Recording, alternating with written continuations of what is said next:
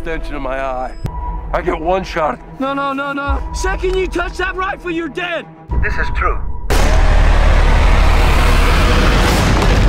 And I strike you down. I know where you are now. Halo, gimana kabar kalian semua, sehat? Sip, mantap. Kali ini gua mau membahas satu film Amerika yang bergenre perang. Film ini berjudul The Wall. Film ini dirilis pada tahun 2017 dan disutradarai oleh Dave Lichtman. Salah satu pemerannya adalah bintang SmackDown yang bernama John Cena. Dia ditemani oleh Nate Nagel dan Aaron Taylor Johnson. Film The Wall ini menelan anggaran sebanyak $3 juta dan berhasil mendapatkan box office sebanyak $4,5 juta. Film ini berfokus pada kejadian yang mencekam pada saat pasukan Amerika ini terancam jiwanya oleh penembak jitu dari Irak yang berjuluk Juba. Sebelum kita mulai, bagi kalian yang belum subscribe, silahkan subscribe dan aktifkan tombol notifikasinya agar kalian dapat terus mengikuti update dari film di channel ini. Oke, tanpa banyak bacot, let's get it on. Oh yeah, movie. Film ini berkisah di tahun 2007. Pada saat itu, perang Amerika dan Irak bisa dianggap telah selesai. Namun secara tak terduga bahwa di hari yang sama ada dua tentara Amerika yaitu Ice dan Matthew. Mereka ini terjebak di dalam medan perang. Mereka ini ditugaskan untuk menginvestigasi serangan sniper yang terjadi di wilayah konstruksi jaringan pipa. Di daerah tersebut terlihat beberapa korban yang telah mati dengan keadaan tertembak di kepalanya. Setelah menunggu selama kurang lebih 20 jam, Matthew ini merasa keadaan sudah mulai aman. Kemudian dia mengusulkan kepada Ice untuk menghampiri korban dan mengambil radio yang ada di sana. Pada awalnya Ice tidak setuju dan lebih menyarankan kepada Matthew untuk menunggu lebih lama lagi. Karena Ice ini pernah mendengar kalau Irak itu mempunyai sniper hebat yang bernama Juba, yang kemungkinan Juba ini adalah orang yang melakukan perbuatan menembak para korban itu.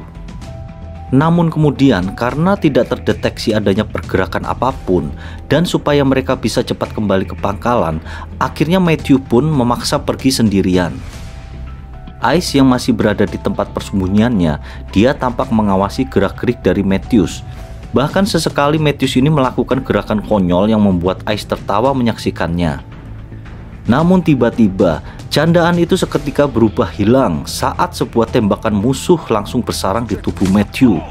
Ice yang melihat kejadian tidak terduga itu pun tentu saja panik.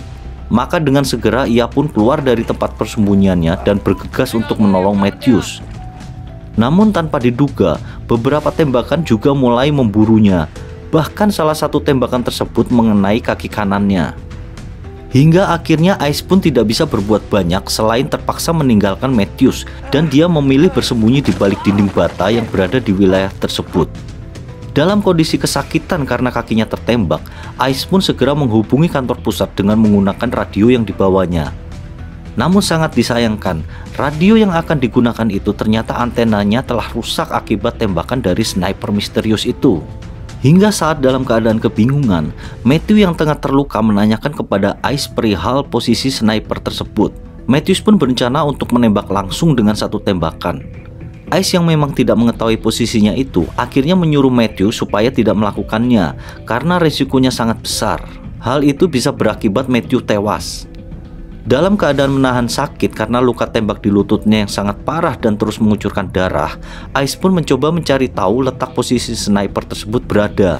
Dia melakukannya dengan cara melubangi dinding untuk mendapatkan pandangan. Dan pada saat Ice ini telah siap dengan teropongnya, Matthews tiba-tiba jatuh pingsan.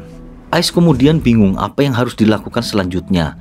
Dia pun memutuskan untuk mengeluarkan peluru yang bersarang di lututnya tersebut dan langsung membungkusnya dengan perban. Namun karena terlalu banyak kehilangan darah, akhirnya Ice pun pingsan. Entah sudah berapa lama tak sadarkan diri, Ice tiba-tiba tersadar dan terbangun saat seseorang menghubungi lewat radio lokal miliknya.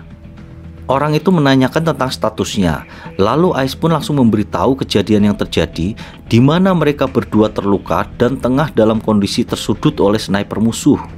Dan setelah itu Ice juga meminta agar segera dievakuasi atau diselamatkan. Untuk memastikan lokasinya, orang yang ada di dalam radio itu pun menyuruhnya untuk berdiri dan menembakkan pistol. Ice merasa hal itu adalah tindakan bodoh dan bisa berakibat sniper musuh mengetahui keberadaannya, sehingga dia kemudian memilih untuk tidak melakukannya. Pada saat perbincangan radio itu, ada sesuatu hal yang membuat Ice ini curiga, di mana orang tersebut salah menyebutkan pangkatnya. Kecurigaan itu tidak berhenti di situ saja. Pada saat itu, Ice mulai sadar dengan aksen orang itu yang terdengar bukan asli Amerika. Hingga akhirnya terbongkarlah semuanya. Orang yang di dalam radio itu bukanlah pihak Amerika, melainkan adalah sniper musuh yang telah berhasil menembak dan melumpuhkan mereka berdua. Mengetahui telah dipermainkan, Ice pun mulai tidak menghiraukan perbincangan itu, dan dia memilih untuk mencoba menggunakan kembali radionya. Namun sniper tersebut mengancam akan menembak kepala Matthew jika Ice tidak menghiraukan perbincangan. Hingga akhirnya tidak ada pilihan lagi kecuali mulai mendengarkan dan berbincang dengan sniper tersebut. Pada saat perbincangan itu tengah berlangsung, Ice pun kembali memperbesar lubang di tembok untuk melihat keberadaan di mana posisinya. Ice bahkan sampai menghitung letak jarak dari tembakan yang telah dilepaskan sniper tersebut. Sebenarnya sniper itu berbicara dengan ramah dan hanya ingin mengobrol untuk saling berkenalan. Dan si sniper pun juga mengatakan kalau dirinya adalah seorang warga biasa saja. Namun Ice ini yang sadar bahwa itu adalah musuh, tentu saja dia tidak ingin percaya begitu saja. Kemudian Ice juga akhirnya ikut mengarang cerita tentang latar belakang dirinya. Sniper itu juga berkata bahwa dia bisa menembak dengan tepat sasaran dari kejauhan. Dan hal itu telah dibuktikannya dengan dia telah menembak pemancar radio. Dan dia juga sengaja menembak tempat air agar Ice ini kehausan dan tidak mempunyai persediaan minum lagi. Belum cukup di situ, Ice kemudian mendapat penjelasan tentang mengapa dirinya tidak langsung dibunuh saat keluar dari persembunyian. Menurut si sniper, semua itu dilakukan supaya Ice ini kehabisan darah dan mati secara perlahan. Semua perkataan itu kemudian membuat Ice semakin marah dan hilang kesabarannya. Hingga dalam keadaan yang sangat marah, Ice pun diam-diam mulai memperkirakan sisa peluru, termasuk senjata yang digunakannya. Dan untuk lebih memastikan, Ice pun memancing sniper tersebut dengan menyebutkan senjata yang dipakainya. Akan tetapi, ternyata sniper ini bukanlah orang yang bodoh. Dia lebih memilih berbohong mengenai senjata yang digunakannya. Di tengah obrolan tersebut, Ice ini mendengar ada suara gesekan semacam bahan seng atau plat. Kemudian Ice segera menggunakan teropongnya untuk melihat ke daerah sekitar. Menurut perkiraan dia, kemungkinan besar sniper tersebut tengah bersembunyi di atas tumpukan limbah. Tempat itu ada di ujung reruntuhan bangunan. Ice ini mulai menyimpulkan bahwa sniper itu adalah Juba, yang seorang legenda sniper Irak yang sangat mematikan. Juba ini pernah berhasil membunuh 75 tentara Amerika tanpa ketahuan di mana posisi melakukan tembakan. Untuk memastikan kalau Juba berada di tumpukan limbah tersebut, akhirnya Ice pun berencana membuat target palsu agar nantinya ia bisa melihat kilatan peluru yang berasal dari sana. Namun sayang sekali, helm yang digunakan sebagai target pengalihan itu malah terjatuh dan Juba pun tertawa bahkan meledeknya. Hingga kemudian untuk kedua kalinya Ice kembali pingsan. Lalu tiupan angin kencang itu membuatnya kembali tersadar. Dalam keadaan tersebut, Ice memutuskan untuk mengambil radio yang berada tidak jauh darinya. Dengan memanfaatkan hembusan angin yang kencang dapat sedikit mengganggu sniper tersebut. Dia melakukannya dengan memanfaatkan hembusan angin yang kencang, karena hembusan angin ini dapat sedikit mengganggu sniper itu. Kemudian dengan susah payah, Ice pun akhirnya berhasil bisa mengambil salah satu ransel dan juga bahkan radionya. Beberapa tembakan pun sempat nyasar ke arahnya, namun seperti biasa, sniper tersebut hanya menggertak. Dan Ice pun beruntung akhirnya ia bisa menemukan sisa air minum di dalam ransel, dan dia pun mulai meminumnya. Belum sempat Ice ini selesai minum, Ice pun kembali panik saat tembakan musuh berhasil menembus dinding di sampingnya. Bahkan sang sniper pun mulai mengatakan bahwa tembakan yang dilepaskan tadi sengaja dibiarkan meleset. Tujuannya adalah hanya untuk menakut-nakuti, sekalian merusak berbagai barang penting yang sedang digunakan oleh Ice. Dan benar saja, Ice pun kemudian menyadari bahwa teropong yang sebelumnya digunakannya itu telah rusak akibat terkena tembakan peluru dari sniper itu. Di saat Ice sangat kalut, kemudian Ice mengetahui dan tersadar bahwa Matthew ini ternyata masih hidup. Hingga supaya sang sniper tidak menyadari hal itu, Ice pun kemudian mengisyaratkan agar Matthew bergerak perlahan. Dan untuk lebih jauhnya, segera memberitahukan tentang posisi keberadaan sang sniper yang berada di tumpukan limbah itu. Kemudian untuk memperlancar taktiknya, Ice pun kembali mengajak sang sniper tersebut untuk kembali mengobrol sampai Ice benar-benar yakin kalau Matthews ini berhasil meraih senjatanya. Namun secara tidak sadar, saat Ice berkomunikasi dengan Matthews, ternyata radionya masih menyala dan hal itu membuat sang sniper tersebut mendengarnya. Akan tetapi beruntungnya saat itu Matthews sudah berada di posisi dan langsung menembakkan beberapa tembakan ke arah tumpukan limbah.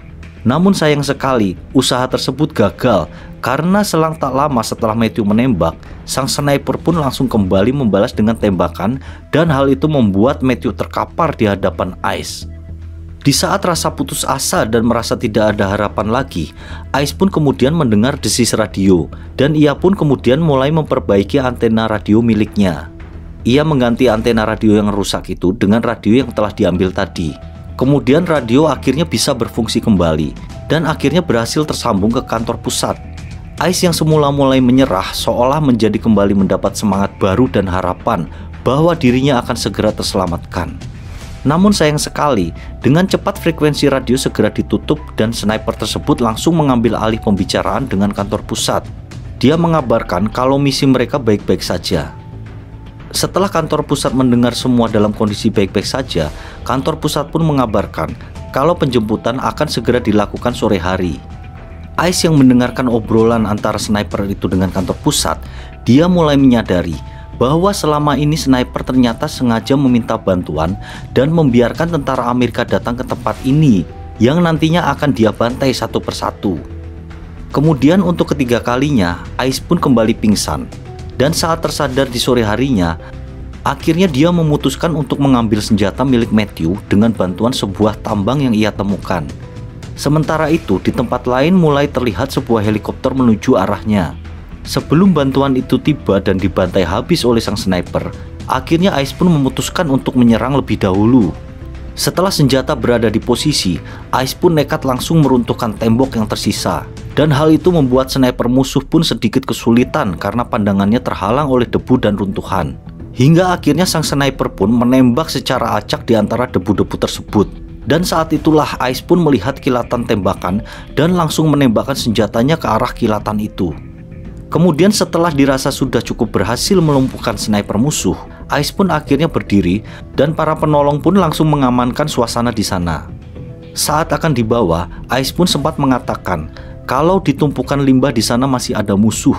Namun sayang sekali mereka tidak mendengar karena suaranya terhalang oleh gemuruhnya suara helikopter. Kemudian pada saat mereka mulai terbang melewati tumpukan limbah itu, tiba-tiba tembakan kembali terdengar dan langsung memburu mereka. Hingga akhirnya helikopter itu pun jatuh bersama semua tentara yang ada di dalamnya. Hingga kemudian pada keesokan harinya, markas pusat kembali menghubungi helikopter. Dan ternyata sang sniper pun kembali membajak radio tersebut. Itu tadi ya pembahasan tentang film The Wall ini, yang ternyata ini adalah film langka karena film ini adalah film yang dimenangkan oleh lawannya gitu. Tapi film ini cukup menghibur ya, dari awal sampai akhir ini penuh ketegangan. Ya paling enggak pembahasan film ini bisa menghibur kita semua. Terima kasih atas waktu kalian. Bagi kalian yang belum subscribe, silahkan subscribe, like, comment, and share. Thank you and see you.